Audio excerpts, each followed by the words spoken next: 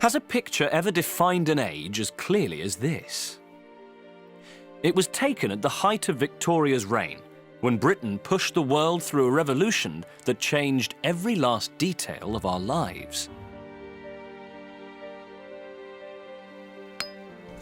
200 years ago, Britain was the workshop of the world, but the only way you could move around it was on a horse.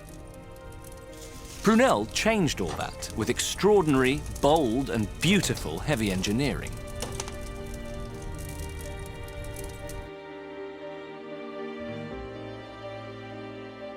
The Clifton Suspension Bridge in Bristol is perhaps the best-known example.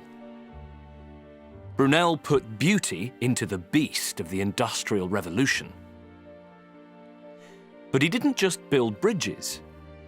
He built railways, train stations, hospitals, sea walls and docks, and he built ships the like of which the world had never seen before.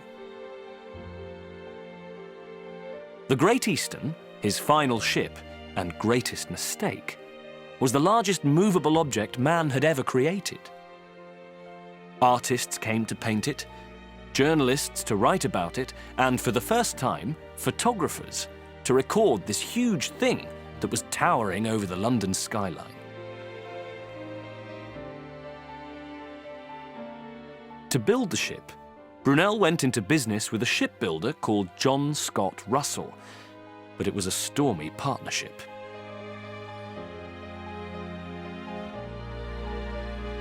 They quarreled over who was in charge, and work fell behind.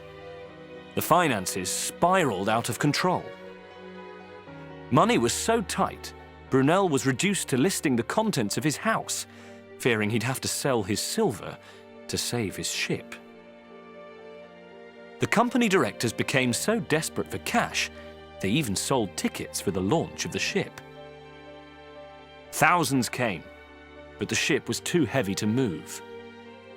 Brunel felt publicly humiliated. Finally, they got it afloat, and the problems really started.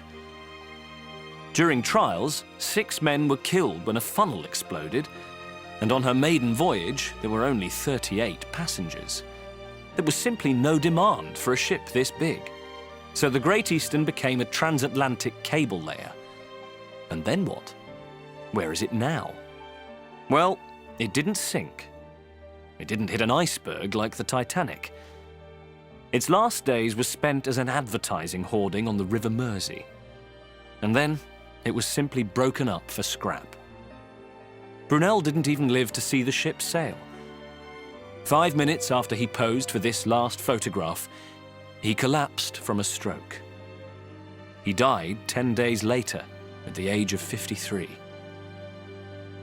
The Clifton Suspension Bridge in Bristol was completed 5 years later as a tribute to Brunel.